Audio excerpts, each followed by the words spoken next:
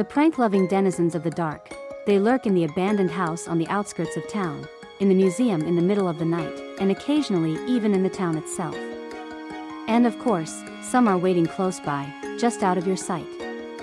Here, we will display profiles of these prank-loving spirits called Ghostricks, along with glimpses of their daily lives. Rumors about the mansion on the edge of town. They say that ghosts live in the mansion right outside the town, and that they'll play tricks on anyone who goes inside. The rumors actually come from the denizens of darkness themselves, the Ghostricks. After spreading those rumors, they look forward to pranking people lured to the mansion by them. But recently, few people have believed their rumor, so the mansion's been a little lonely. Rather than a leader, Alucard is more of a guardian figure who slips into the darkness and watches over the other Ghostricks. It seems he prefers sleeping quietly in his coffin over actually playing pranks. Alucard silently watches over Spectre and Lantern as they attempt to surprise intruders. The ghosts who inhabit the mansion. The name Ghostrick does not refer to a single type of creature, but to any member of the group of spirits who came from all kinds of places and ended up in the mansion of Alucard. The one thing they all share is a love of tricks, but each one has its own personal quirks and preferred methods of pranking. A glimpse into a midnight scene at the mansion of Alucard. Somehow, Stein has gotten himself quite the scolding from which, but Alucard says it's nothing new.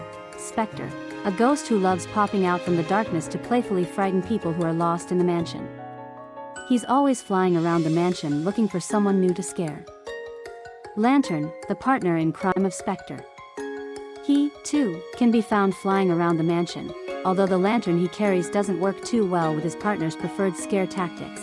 If you ever feel a sudden chill out of nowhere, it's Yukiana's doing. She's very quiet, and her soothing presence makes her well-liked by the rest of the mansion's inhabitants, which uses magic that drains opponents of their ability to move. She's very strong-willed and isn't afraid of anyone. Apparently, in one instance, she got so angry that even Alucard couldn't stop her. Jiangshi's always hopping around the mansion, on the lookout for intruders, i.e., prime targets, and letting the other Ghostricks know if he finds any. To cheer up Stein after his scolding from which, Yukiana plays a little prank on him. A late-night ruckus at the museum. When night falls on the town museum, the Ghostricks masquerading as exhibits begin to move about. When the sun comes up, some exhibits appear to have been moved, and others broken. Perhaps this is a result of their frolicking. A scene from a night when Alucard and the other mansion dwellers came to the museum. Mummy, in high spirits at the sight of these unexpected visitors, ended up breaking one of the exhibits, and got a good scolding from which. The hero who guards the museum. Some mornings, thieves will be found unconscious in the museum. Oddly, all of them claim, "I was attacked by a ghost." By day, he masquerades as a suit of antique armor, but at night, he shows his true colors as a veteran knight by acting as a leader figure to the museum's other residents. The museum's inhabitants. Of course, the Ghostricks living in the museum protected by Dullahan love to play pranks too. They even want to play pranks on daytime visitors, and are constantly itching to do so. He's technically a frost spirit who disappears, come the hot days of summer. He came to settle down in the museum because of its effective, 24/7 air conditioning, and has been spending his days happily there ever since. Mary is a ghost who haunts an old dresser on display at the museum. But it seems a spell has been cast on the dresser, so when night comes, it moves around on its own, and she has no choice but to come along for the ride. She's very helpful, and is always cleaning up after the others' pranks. During the day, she keeps watch around the museum in the guise of a human, and also acts as damage control if any of the others end up moving. Before coming to the museum, he spent thousands of years all alone, wishing for friends more than anything else. He reacted with similar excitement when Alucard and the mansion dwellers came to visit for the first time. He himself isn't an exhibit in the museum, but he nonchalantly slips around the other exhibits. It seems nobody really notices that he doesn't belong, since he looks like an ordinary skeleton anyway. Trouble at the haunted house. At the town's haunted house, the revolving door is moving on its own, and the doll set on display has vanished. Why would these attractions start up by themselves if they're normally moved by hand? Skeleton got the idea to leave the museum and play a daytime prank. But he might have gotten a little ahead of himself. He spun the revolving door too fast, sending his bones flying everywhere. Nekamusum, looking rather surprised, is cleaning up as usual. Where are they now? The phantom Ghostricks, according to Alucard. Ghostricks even exist outside the town near his mansion. Right now, it is unclear where they are, but we have tried to collect all of the information Alucard has given regarding them.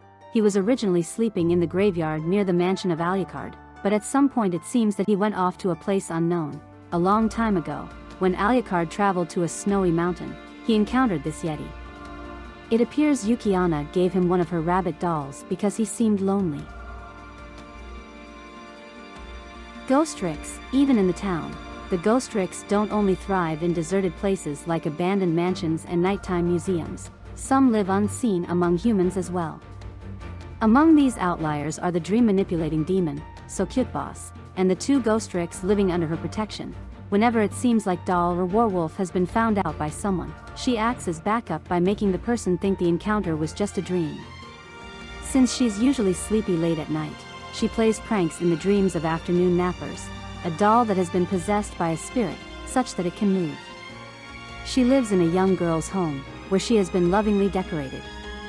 She feels awkward about playing pranks on this girl, so she usually stays quiet while inside the house. A peculiar Ghostrick who usually lives as an ordinary human, and only plays pranks on the nights he transforms into a werewolf. He's always looking forward to the next full moon. A midnight gathering of all the Ghostricks. All the Ghostricks have gathered in the town for a grand night parade.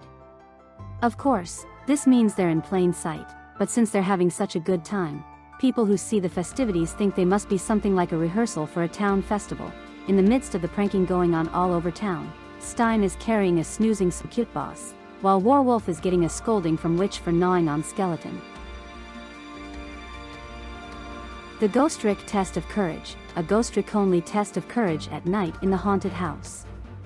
The scarers eagerly lie in wait for their chance to scare the challengers. Spectre and Lantern are a team, and are terrified by whatever horrifying faces Yukiana and Nekamusume are making.